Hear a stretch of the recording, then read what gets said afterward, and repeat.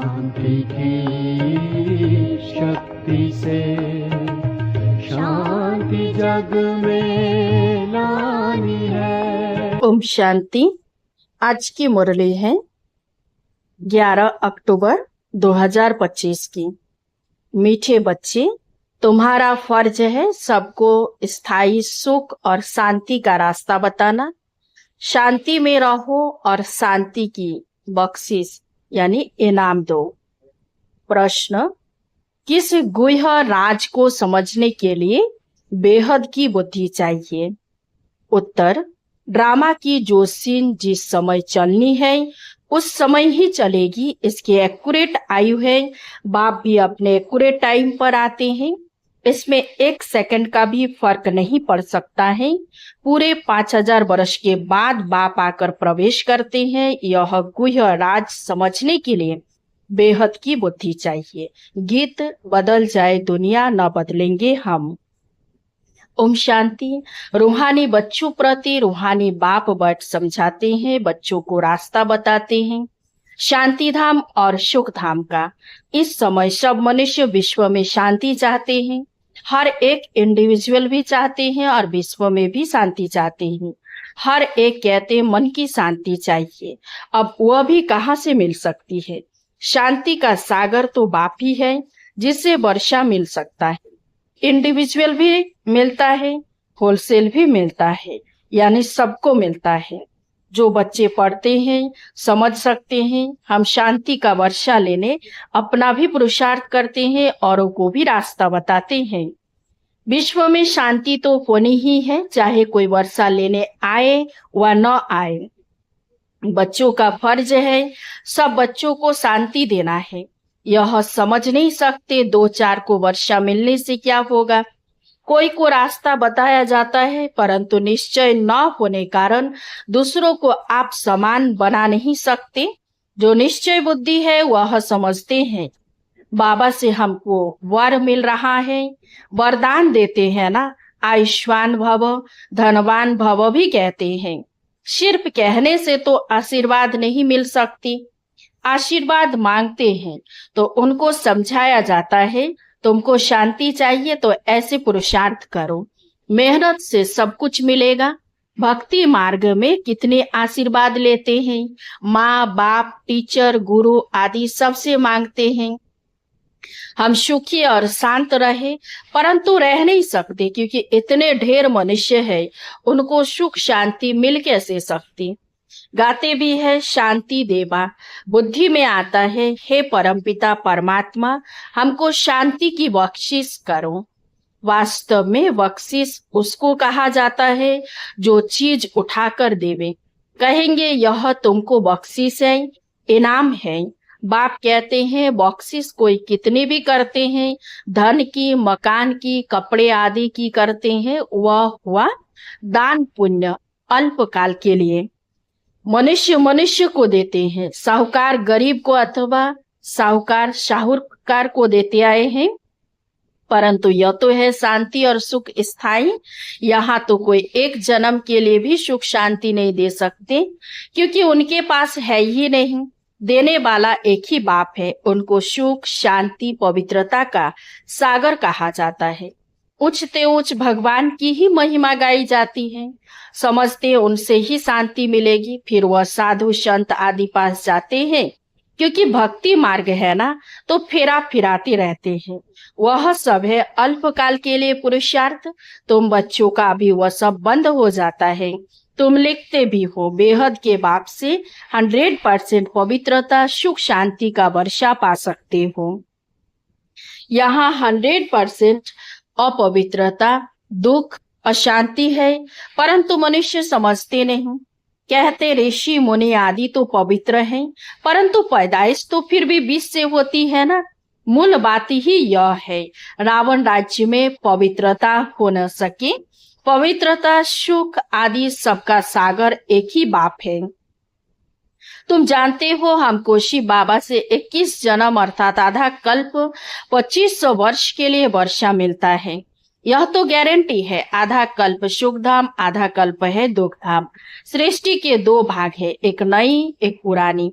परंतु नई कब पुरानी कब होती यह भी जानते नहीं। झाड़ की आयु इतनी एक्यूरेट बता ना सके। अभी बाप द्वारा तुम इस झाड़ को जानते हो, यह 5000 वर्ष का पुराना झाड़ है।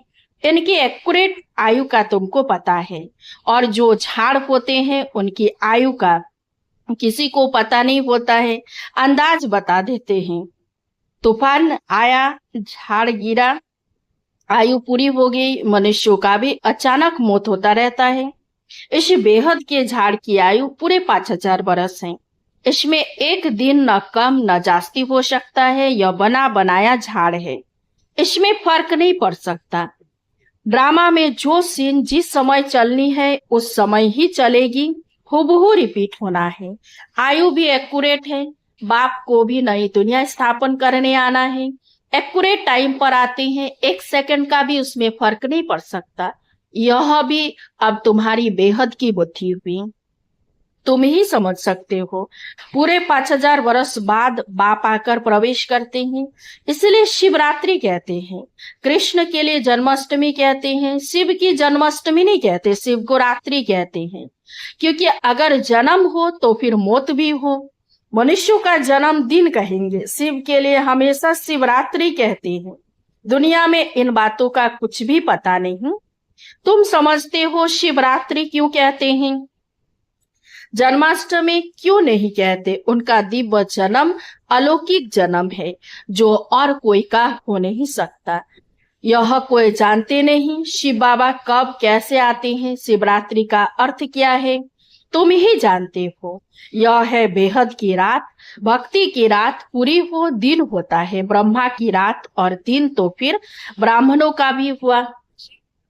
एक ब्रह्मा का खेल थोड़े ही चलता है। अब तुम जानते हो, अब दिन शुरू होना है। पढ़ते पढ़ते जाए अपने घर पहुंचेंगे, फिर दिन में आएंगे। आधा कल्प दिन और आधा कल्प रात गाई जाती है, परंतु किसकी भी बुद्धि में नहीं आता। वो लोग तो कहेंगे कि कलयुग की आयु 40,000 वर्ष बाकी है, सतयुग की लाखों वर्ष है। फिर आधा आधा का हिसाब ठहरता नहीं। कल्प की आयु को कोई भी जानते नहीं। तुम सारे विश्व के आदि मध्य अंत को जानते हो। यह 5000 वर्ष के बाद सृष्टि चक्र लगाती रहती है।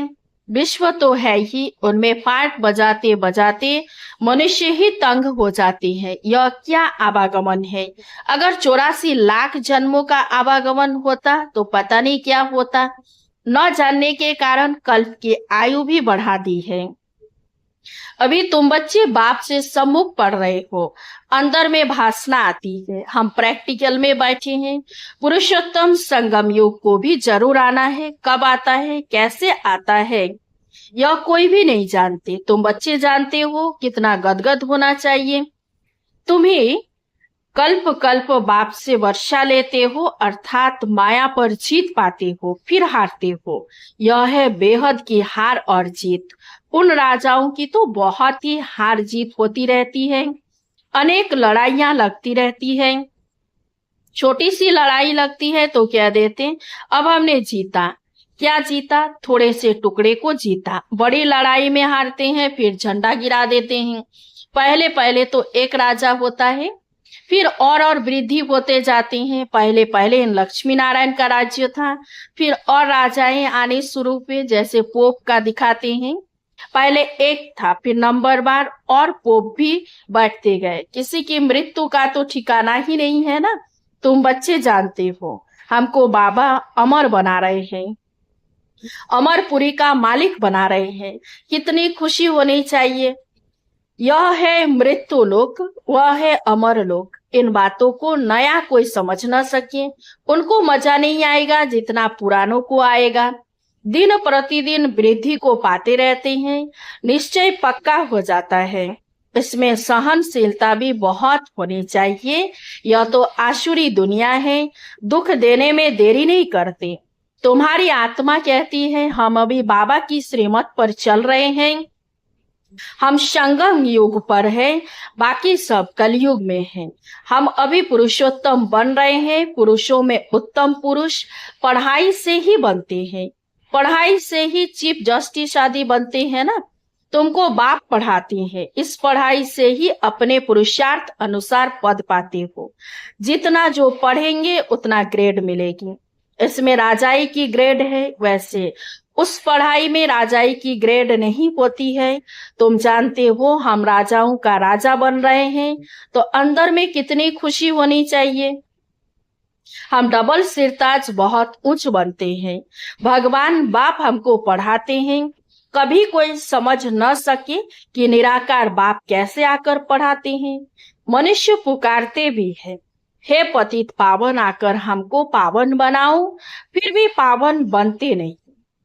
बाप कहते हैं काम महाशत्रु है। तुम एक तरफ पुकारते हो कि पतित पावन आओ, अब मैं आया हूँ कहता हूँ बच्चे पतित पना छोड़ दो, तो तुम छोड़ते क्यों नहीं। ऐसे थोड़े ही बाप तुमको पावन बनाए और तुम पतित बनते रहो। ढेर ऐसे पतित बनते हैं। कोई सत्य बताते हैं, बाबा यह भूल हो गई।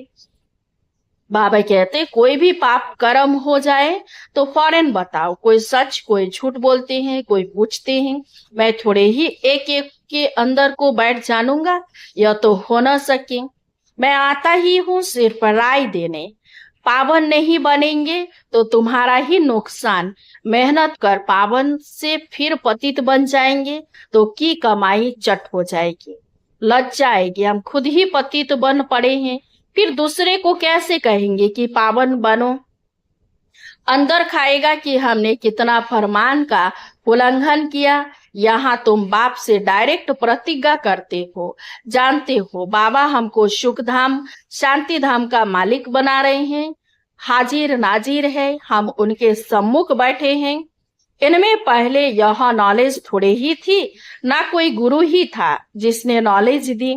अगर गुरु होता तो सिर्फ एक को ज्ञान देंगे क्या।